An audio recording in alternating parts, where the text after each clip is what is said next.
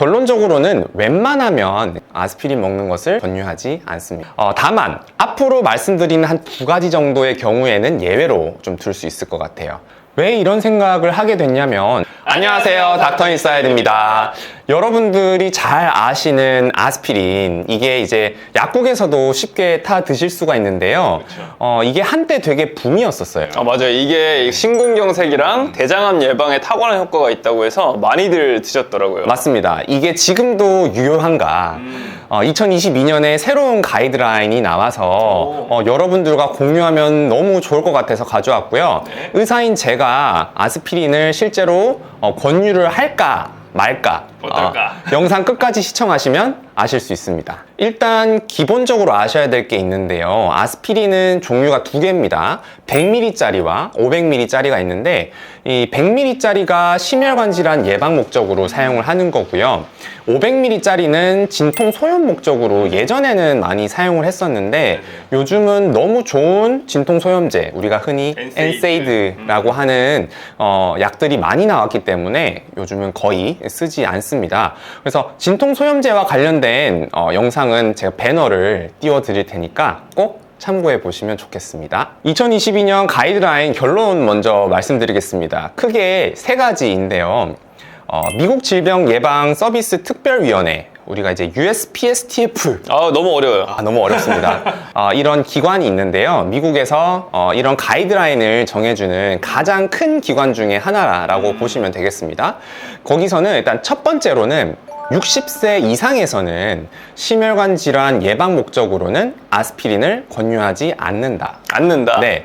여기서 심혈관 질환 예방이라는 부분을 잘 해석을 하셔야 되는데, 이게 뭐냐면 기존에 심혈관 질환이 없는 사람이 심혈관 질환이 생기지 않기 위해서 아스피린을 먹는 거는 권고하지 않는다.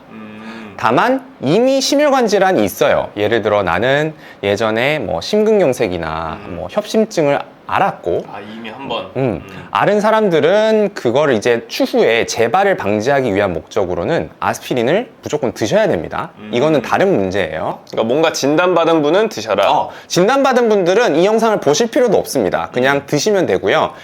이 영상의 취지는 기본적으로 질환이 없으신 분들이 생기는 걸 방지하는 목적으로 아스피린을 먹는 게 맞는지를 확인하는 영상이니까 꼭 참고해 주셨으면 좋겠습니다. 2번째는 이제 40세와 59세 사이 사람들의 경우에는 이제 향후 10년 내에 심혈관 위험도가 10%를 기준으로 10% 이하인 경우에는 아스피린 복용을 권유하지 않는다고 되어 있습니다. 근데 그 10%인지 아닌지 어떻게 알아요? 그걸 계산하는 계산기가 있어요. 제가 나중에 이 영상 밑에 링크를 달아 드릴 텐데요.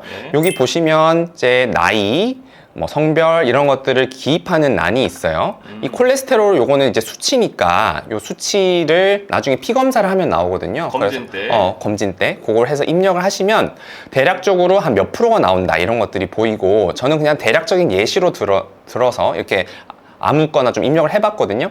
해봤더니 이렇게 한 1.8% 이렇게 결론치가 나오는 겁니다. 그래서 이렇게 해보시고, 그래서 10%를 기준으로 10% 이하이면 아스피린은 안 먹어도 되겠구나 이렇게 생각하시면 되겠습니다.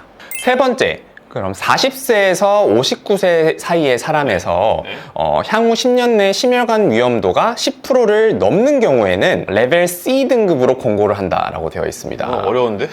레벨 C가 뭐냐면 이제 위원회에서는 이렇게 권고 단계를 총 4단계로 나눠요. A에서 B 사이는 이제 권고를 한다는 뜻이고요. C는 여러 위험도를 고려해서 개인 상황에 맞춰서 복용하는 겁니다. D는 권고하지 않는 거고요. 근데 그러면 너무 헷갈리잖아요. 이게 먹으라는 거예요? 말라는 거예요, 이거? 그래서 도대체 어떤 위험도를 고려해야 되느냐.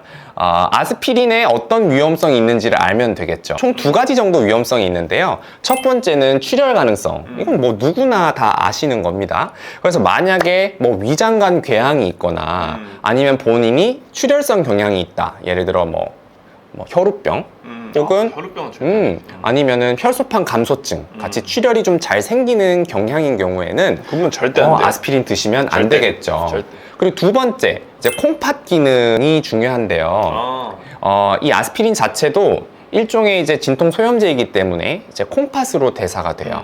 그래서 만약에 내가 뭐 만성 신부전이나 이런 콩팥이 안 좋은 사람이라든지 아니면 내가 평소에 뭐 엔세이드 같은 진통 소염제를 많이 먹는 환경이다.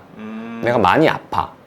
그래서 진통소염제를 자주 복용하는 사람이야. 주기적으로 좀 복용을 하는 사람이라면 이 아스피린과 겸용으로 복용했을 때 문제가 될 수 있거든요. 콩팥이 망가질 수 있단 말이죠. 네. 그래서 이런 분들은 굳이 드시는 거를 복용하지 않습니다. 그러면 40에서 59세 분들 중에서 10년 내 심혈관 질환 발생 위험도가 10% 이상인 분들이 네. 아까 방금 말씀하셨던 두 가지의 그런 아스피린에 의한 위험 소인이 없어요. 그러면은 아스피린 먹는 게 맞아요? 아니에요? 사실 가장 좋은 거는 이런 경우에 이제 의사와 상담하는 게 제일 좋겠죠. 그죠? 왜냐면은 이 아스피린은 결국은 예방 목적으로 드신다면 장기적으로 복용을 하셔야 그렇죠. 돼요. 엄청 오래 드셔야죠. 그래서 섣불리 드시는 건 별로 좋지 않은데, 그렇지만 저는 답을 드려야 하니까 여기서부터는 제 개인적인 견해가 들어갑니다. 중복성의 개인적인 네네네. 사견입니다. 네. 결론적으로는 웬만하면 심혈관 질환 예방 목적으로는 아스피린 먹는 것을 저는 별로 권유하지 않습니다. 아, B. 다만 앞으로 말씀드리는 한 두 가지 정도의 경우에는 예외로 좀 둘 수 있을 것 같아요. 첫 번째는 예를 들어 내가 나이가 한 40세에서 59세 사이인데 아까 계산했던 심혈관 위험도가 한 50%가 넘어가. 50%가 넘어가는데 만약에 내가 출혈 위험도가 크지 않아요. 저런 아스피린의 위험성이 별로 없어. 그러면 저 같으면은 먹을 것 같아요. 왜냐면 그만큼 앞으로 심혈관 질환 발생 위험이 되게 높다는 뜻이니까. 또는 나는 뭐 아스피린을 먹어도 특별하게 위험성이 있는 사람이 아니다. 그런데 우리 가족 중에 대장암이 있다. 가족력? 가족력이 있고 나도 뭔가 대장암에 걸릴 가능성이 되게 높다 하면 저는 먹을 것 같아요. 왜냐면 이 아스피린 자체가 대장암 예방 효과가 되게 크기 때문에. 아, 그건 확실하니까. 그래서 이런 두 가지 경우가 아니라면 저는 웬만하면 이제 예방 목적으로 아스피린은 굳이 먹는 걸 추천드리지 않습니다. 왜 이런 생각을 하게 됐냐면 저는 특히나 뇌출혈 환자분들을 많이 봤어요. 거의 매일 보시죠? 그럼요. 근데 이런 분들 중에 정말 기저질환이 없는데도 뇌출혈이 생기는 경우가 꽤 있습니다. 그렇죠. 근데 아시다시피 아스피린은 뇌출혈의 위험성을 되게 높이고요. 이건 이미 논문을 통해서 많이 입증이 되어 있죠. 그렇기 때문에 저는 막 특별하게 심혈관 위험도가 너무 높다거나 아니면 대장암에 발병할 가능성이 너무 높다거나 하지 않으면 이런 부작용들이 너무 많기 때문에 별로 권유하고 싶지 않은 거죠. 근데 하지만 이제 이런 가이드라인은 정말 자주 바뀌어요. 그래서 한 1, 2년 사이에도 바뀌더라고요. 그래서 혹시라도 업데이트 되는 소식이 있으면 바로바로 영상으로 알려드리도록 하겠습니다. 네, 이상으로 마치도록 하겠습니다. 안녕.